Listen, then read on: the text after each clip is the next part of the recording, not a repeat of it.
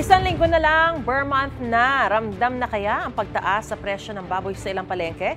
Price check tayo sa unang balita live ni EJ Gomez. EJ, kumusta ang mga presyo dyan?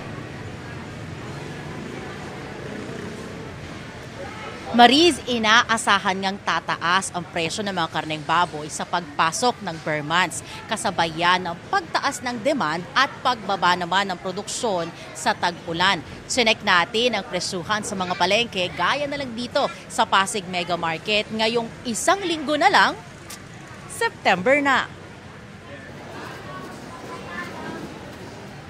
Kalimitang handa tuwing Noche Buena ang ilang putahing baboy tulad ng ham, pork barbecue, crispy pata at lechon. Pero kahit di pa December, basta't pagpasok ng Burr months, nagsisimula ng tumaas ang demand at presyo ng baboy. Ayon sa Pork Producers Federation of the Philippines, posibleng umabot sa 350 pesos ang kada kilo ng baboy sa mga palengke sa pagpasok ng Burr months. Ang average farm gate price daw kasi ng baboy na 190 pesos kada kilo, maaaring lumobo sa 230 pesos.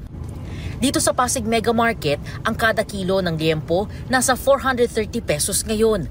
Ang iba't ibang klase ng laman, 370 pesos. Ang ribs, 350 pesos. Habang ang pata, mabibili sa 300 pesos. Ayon sa ilang nagtitinda, bumaba ang presyo ng nakukuha nilang baboy mula sa suppliers nito mga nakaraang linggo. Aabot daw yan sa 50 hanggang 70 pesos kada kilo ng live weight. Huwag daw sanang tumaas para makapagbenta raw sila ng baboy sa mga palengke sa mababang presyo. Dati binta namin 400, ngayon 380, 370. Pero matumal ngayon, baka tataas na siguro kasi Burr month na yun. Sana wag na nilang munang itaas na kasi ilang linggo pa lang na nagbababa ang presyo. Ngayon pa lang bumabawi yung mga magbababoy.